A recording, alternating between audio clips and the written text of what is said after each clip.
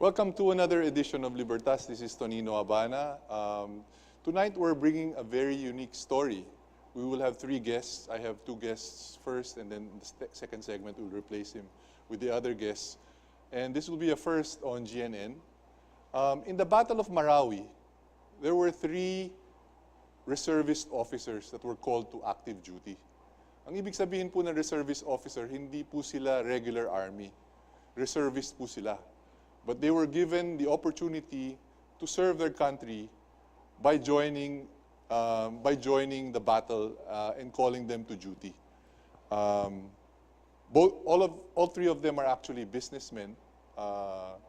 Hindi po sila professional soldiers, but they're reservists. They go on training every weekend, and they brought to the battle special skills that were very, very vital in winning the war. So on my left, I'm very happy to introduce Colonel Bob Almario. Evening. Colonel Almario is actually a telecom expert, and he's the CEO and owner of his own company. And to his right is Colonel Nat Marquez, who is an IT expert. Good evening, Nat. Good evening. Good evening. And kakaiba yung experience nila. Bakit sila napunta sa Marawi? Bakit sila na-call to active duty? Na-station sila doon ng 7 months? And ano ba yung dala nilang special skills kaya kinailangan sila ng AFP sa Marawi? We prepared this short video to introduce them para makita ninyo na nandun talaga sila sa battlefield. Let's watch this video for a while.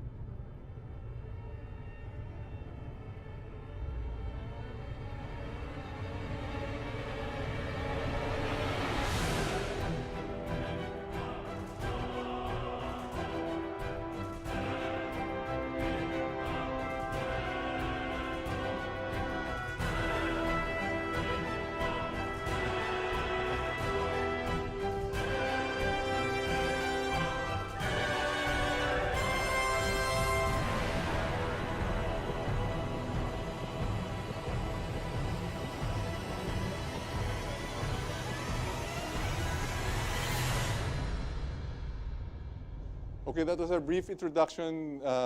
Gentlemen, good evening and welcome to the show. Colonel Marquez, let's start off with you. Can you tell us what your regular work is? Ano ba talagang trabaho ninyo? Good evening, Tonino. I'm an entrepreneur by profession. I have business interest in information technology and creatives marketing. And how about you, Colonel Almario? I run and own a telecom supply firm. We supply to different telcos and LGUs. And you own your own companies? We own our own companies. Yes, we do. And so what were you doing in, how did you, okay, did you volunteer to go to Marawi, or how did you wind up helping the AFP in the Battle of Marawi? Well, Bob and I are part of a unit under the AFP Reserve Command, yung Civil Military Affairs Brigade. We are very much involved in the situation in Mindanao, even though before the crisis broke out. So we do a lot of civil military operations missions like medical mission. We convert military, yung mga MILF camps to primary schools. So marami tayong outreach programs sa Mindanao. So we were very conscious on what's happening in the area, including the security risks. That's why when the crisis of Marawi went up, Bob and I were, and the team was already aware that a crisis is coming up. So we were already on standby. And we got the call. Actually, on the third day, we were asked to go to Marawi, and we assembled our team, our equipment, and without any hesitation, we went to Marawi. So the third day of the battle or the siege? Yes. That was your day one? That's our day one. And before that time, you were just a reservist. Yes, before we were just regular reservists. Regular reservist going to Aguinaldo every weekend. Yes, we're on active duty training.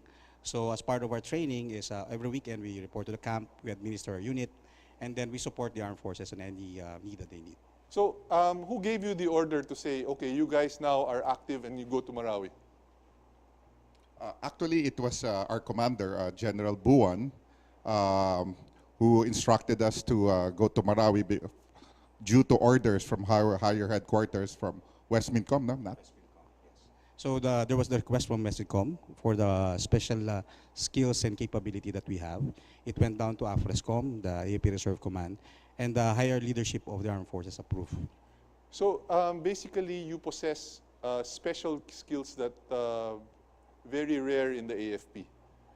Yes. That the AFP needed to be able to become successful in the battle. Yes, we utilize our own equipment. We mobilize our equipment, our assets, and of course ourselves to go to Marawi with our equipment and our own team, three-man team. So basically, you mentioned that you're in the business of IT and you were in the business of telecom, own and operate your own companies. So what in particular, and you can share those that are not classified, what particular skills did you bring to Marawi and equipment did you bring to Marawi that helped the AFP in that battle? Actually, since I'm in the telecom industry, we bought portable cell sites. Okay. We bought a couple of portable cell sites to help disseminate information to the local population there, but not can. I think the urgency of the requirement when we were called to active duty to go to Marawi is because you are now in a situation where it is volatile and uncertain.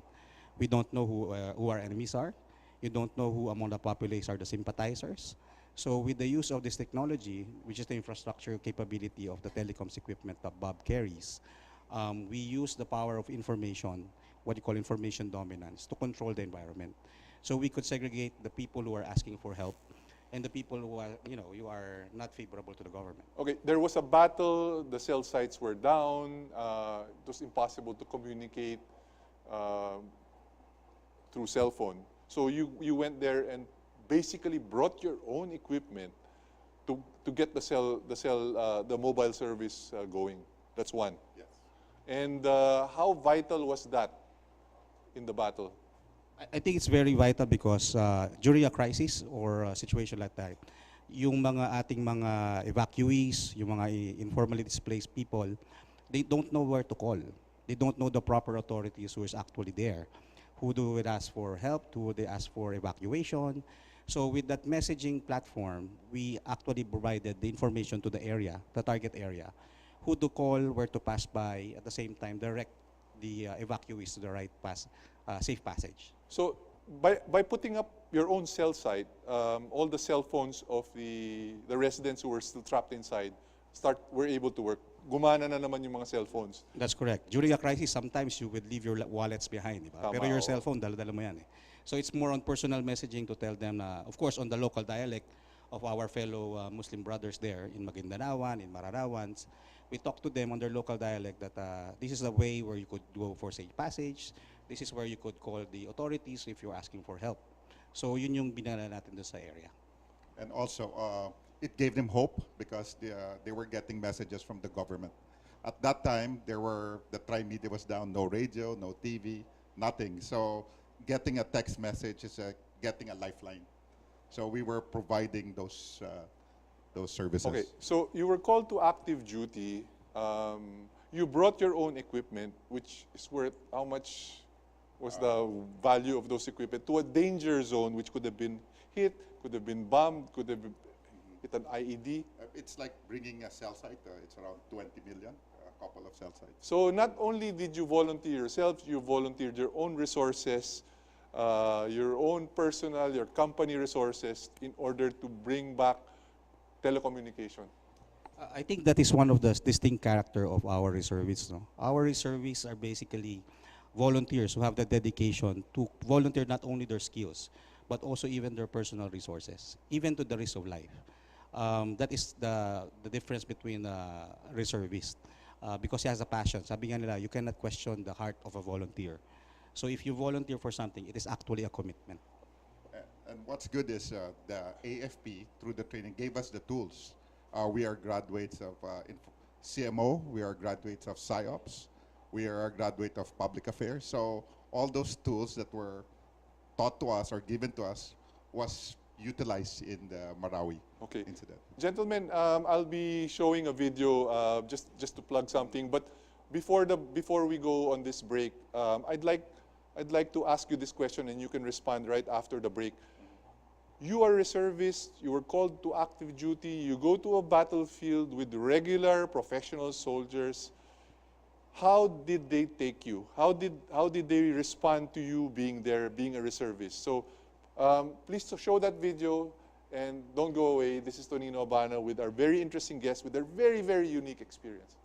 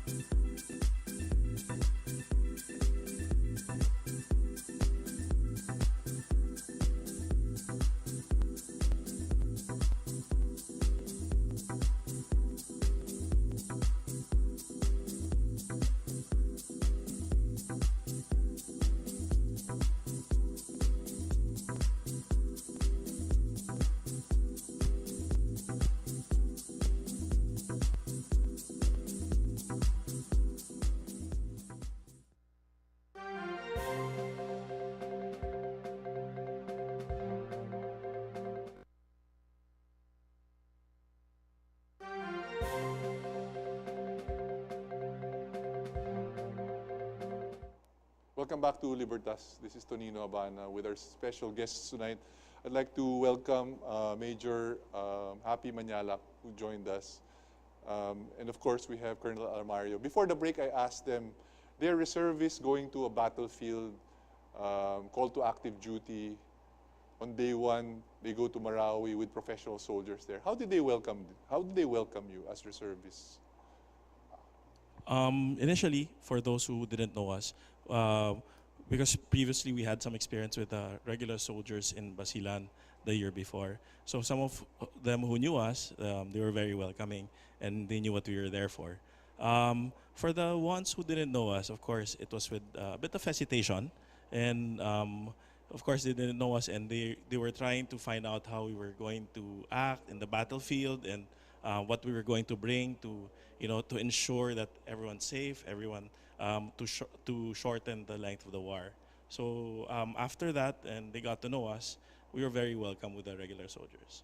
So initially there was some hesitation and Yes. there maybe some doubt whether you were capable of being in the battlefield. Yes, it's not easy. Especially you're a senior vice president of a bank. Yes, it's not easy because people think, especially the younger ones, that when you go to the battlefield, it's excitement. It's like playing Call of Duty or something like that for the kids, of course. But it's not. It's really, you have to bring an attitude of humility, of service, because you can stay in your bed in your house, but what you choose to do is go there in the battlefield and Did you feel that you were sticking out like a sore thumb? Tall, 6'2", and Happy's 6-footer. But we were very welcome. That's one. And the respect that was given to us. But of course, there were caution on their side, on the regular troops, because we went there as reservists. And the caution is there because we are really not active soldiers. We are there to support them. But as the day goes by, talagang makikita mo na talagang binabantayan kami. Then they're really How close were you to danger? Did the snipers try to get you because you were there on a special mission? actually even in the camp. There's a lot of stray bullets, especially in the main battle area. In our position in the hospital. There's a photo Yeah, being that's a photo. yeah. The reason why we were always kneeling down because the mounted snipers are targeting our command post or our post.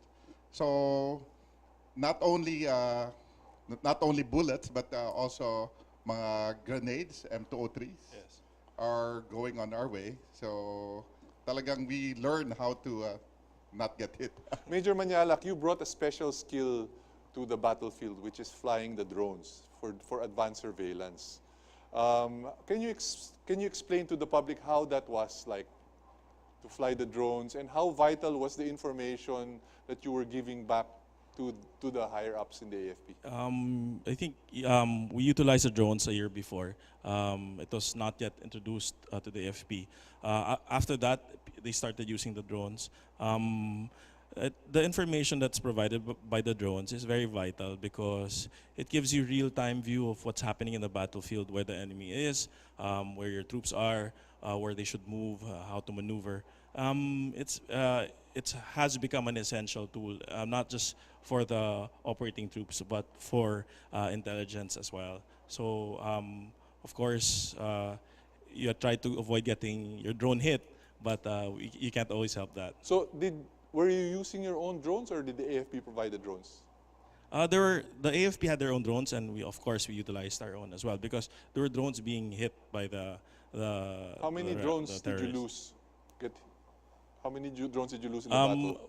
We brought our own drones. What we can speak for is our own drone. So one was one was hit. Bob's drone was hit. Mine was Wounded. yeah, wounded. Wounded. So one drone was completely damaged by a sniper, or what was it? Yeah, by a sniper. And then the other one was just partially damaged. Yes, yes. And did any of your 20 million equipment get hit? No, actually, it's we're luckily it did not get damaged. So for 5 months, tuloy-tuloy, we were using the equipment 24/7 for 5 months. But I saw a photo that you showed me that one of your hard drives was hit. That's Happy's. That's your hard drive. Yeah, it And was how hit by- close was the hard drive to you? Was it in your chest? It was or- on the table. was So on the table, yeah, so it so was close, pretty a stray bullet hit the table, and that's where we usually work. So you never know, and we're very lucky to be here, and everyone was looking out for each other there.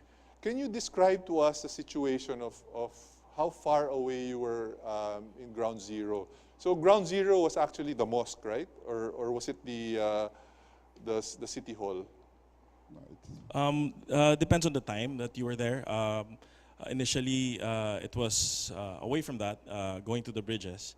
Then, of course, they crossed the bridge and going to the mosque. So, if in relation to where we were, maybe 200 to 100 meters away, we were as close as that. But people were looking out for us and made sure we were secure. So when you came in, initially the regular army was doubting your capabilities. They didn't know what you were doing there. But eventually when they saw the benefit, or they saw you fighting with them, being with them, how did they take you then?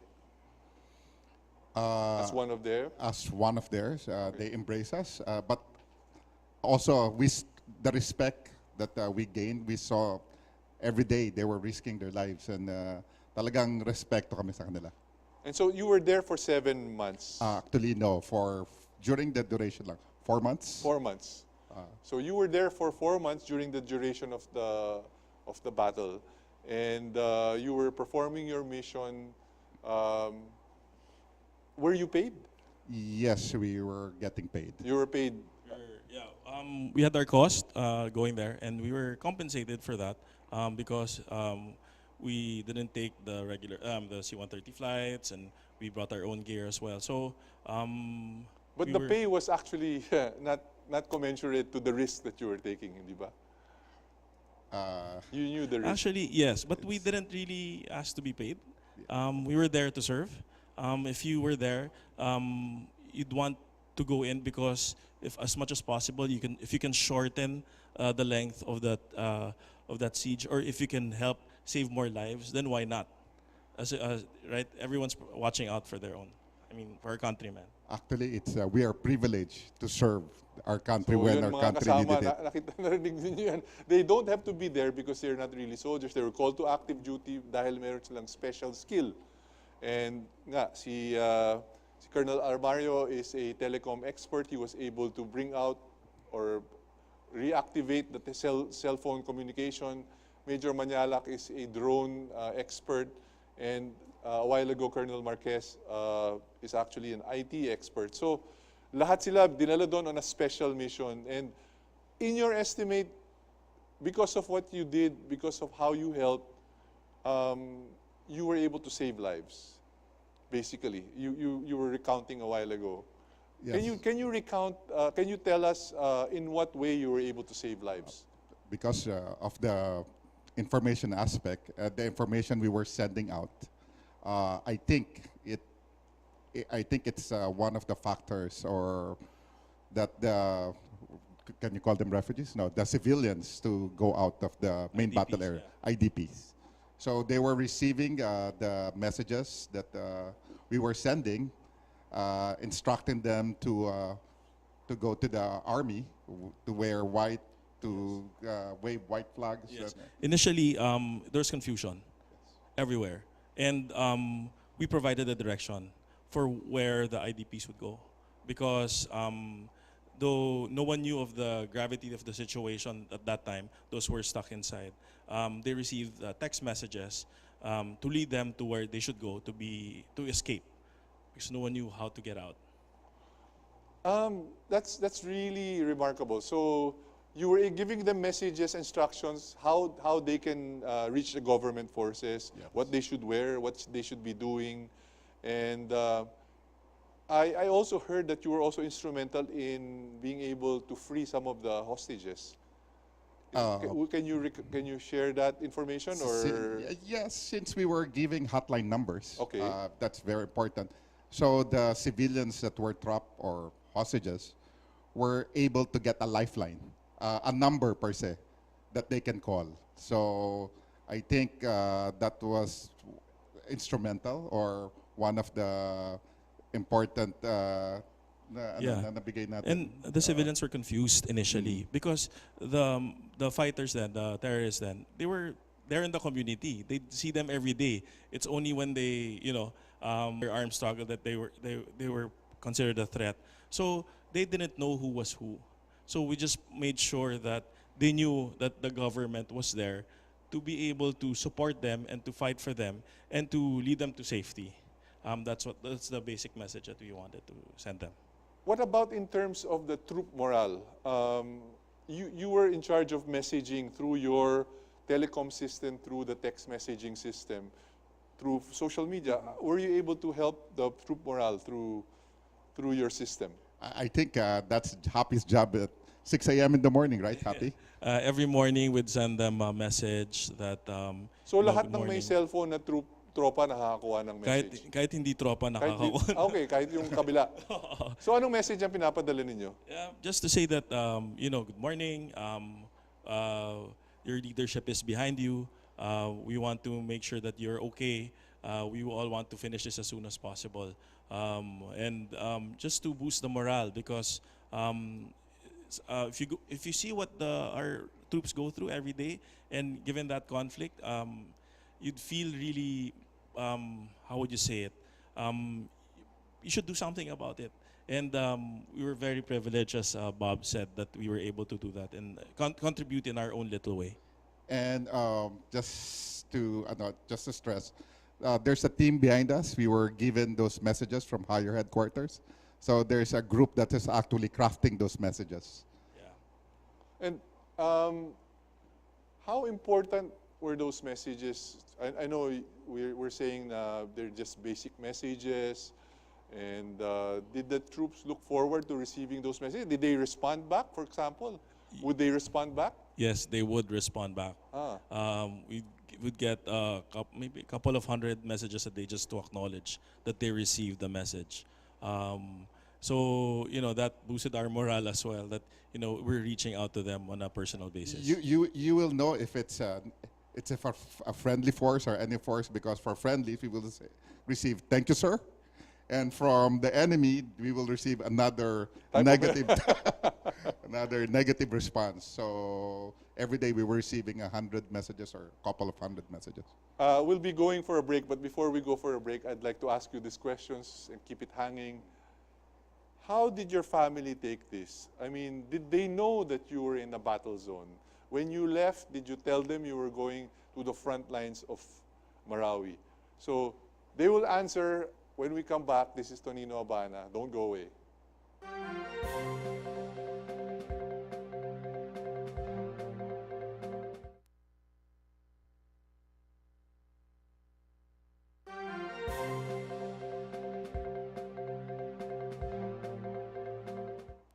Welcome back to Libertas. This is Tonino Abana with our special guests. So before the break, I asked our officers, our reservist officers who were called to active duty, who joined the Battle of Marawi because of their special skills.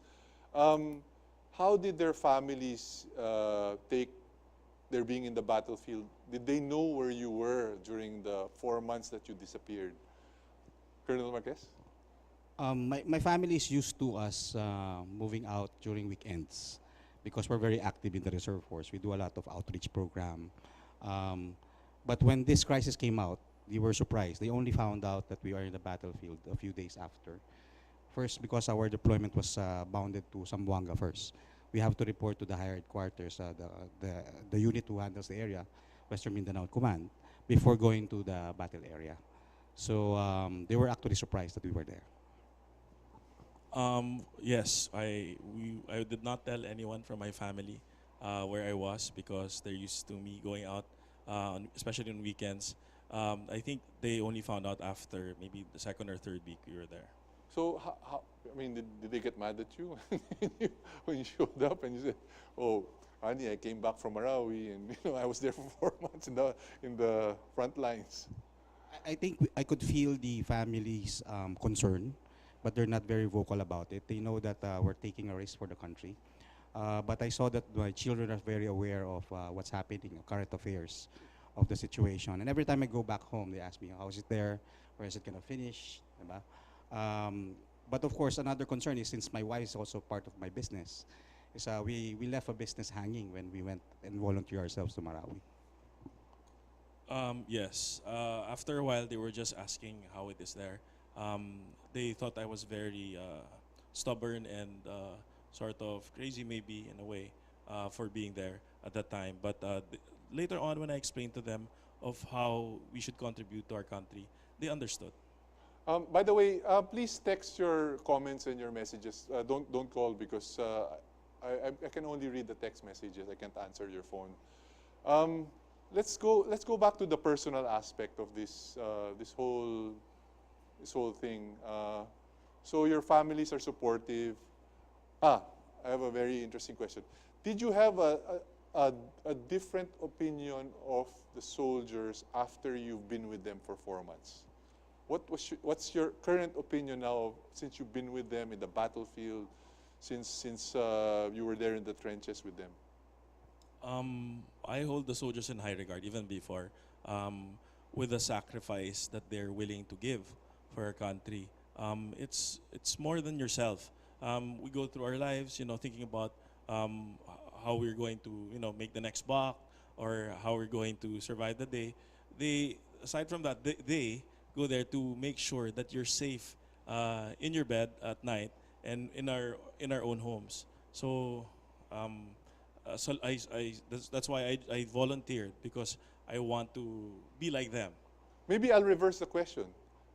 Do the soldiers now feel that the reservists, they look at the reservists with a different view after your service in Marawi?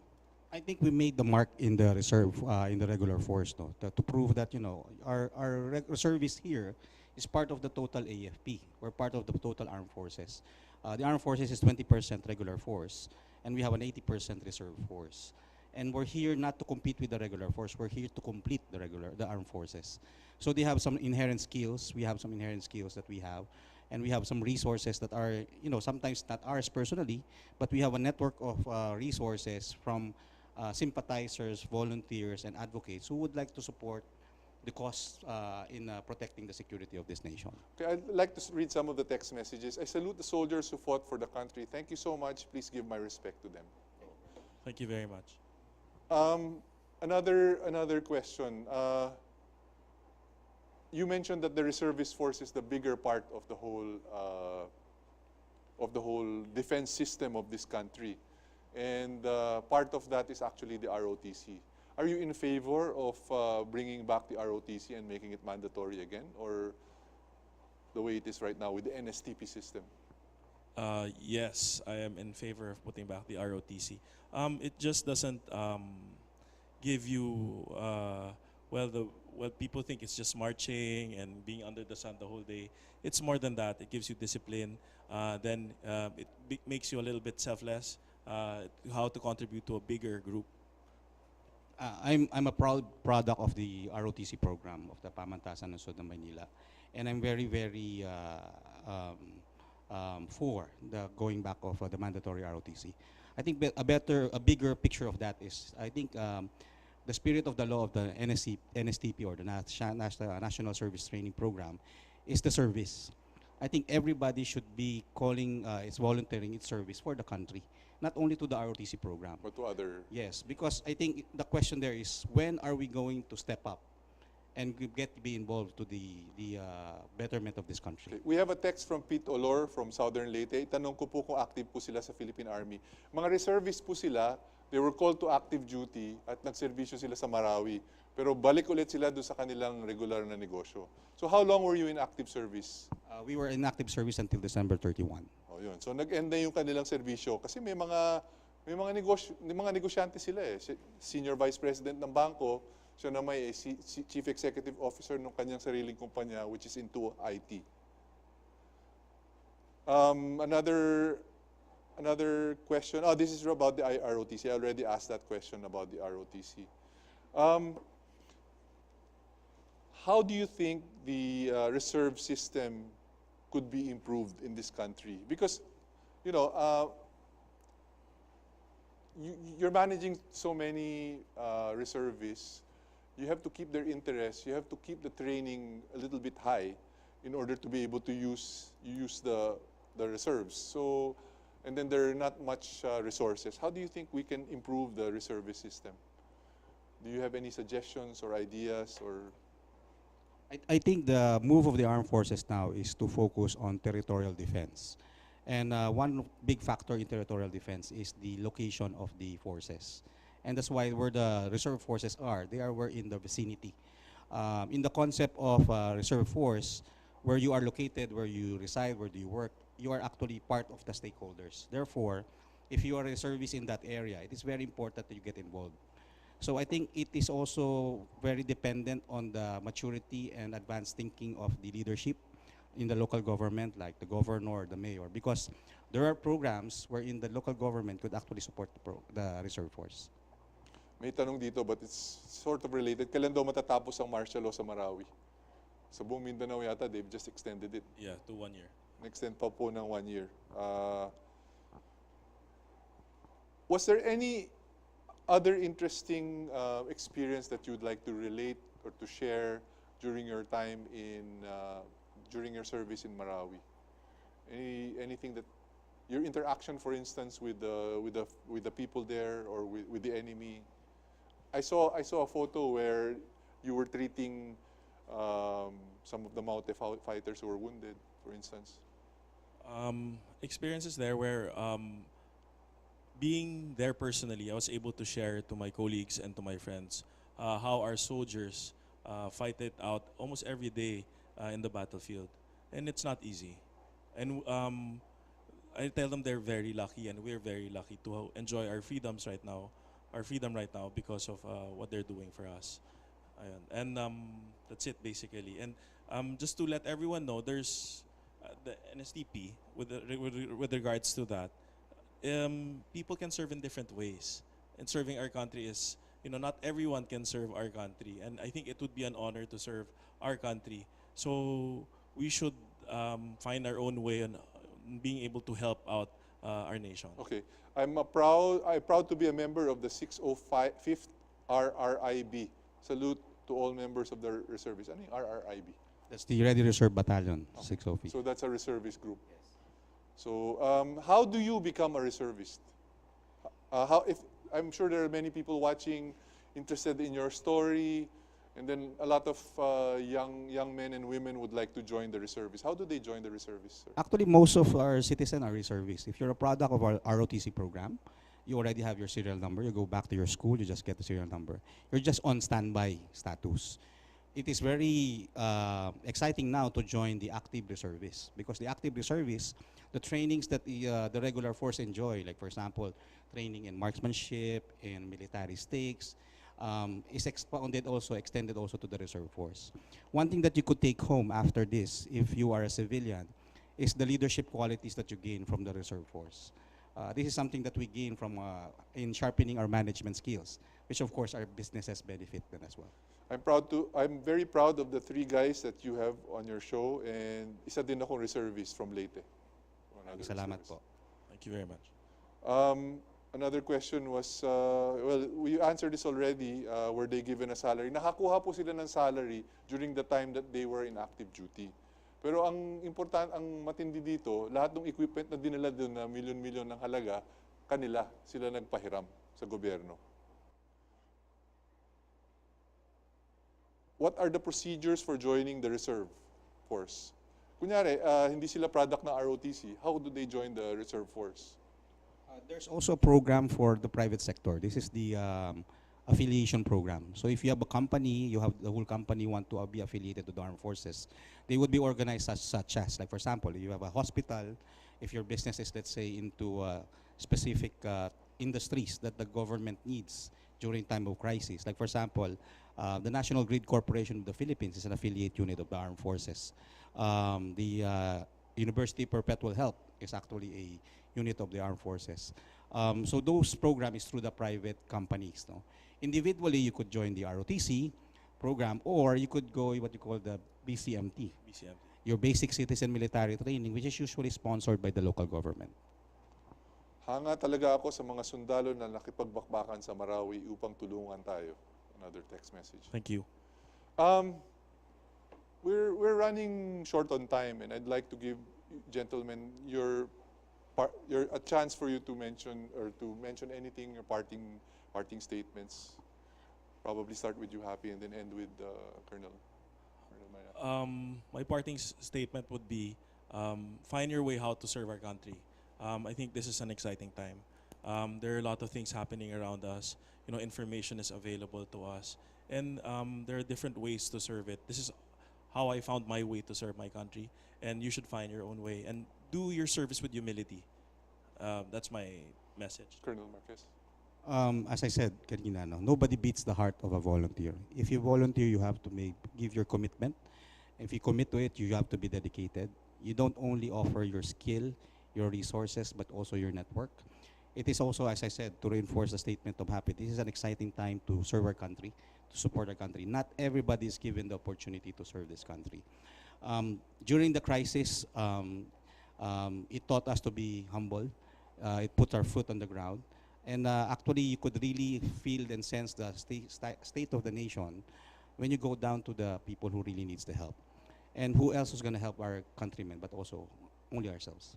Well, thank you so much, three gentlemen, for your service to this country. I know this is an extraordinary service that you have given, because you not only volunteered your resources but also risk your lives just to help this country. So this is Tonino Abana. Time has run out. Thank you so much for watching. I hope you enjoyed this show. Signing off, this is Libertas. Thank you.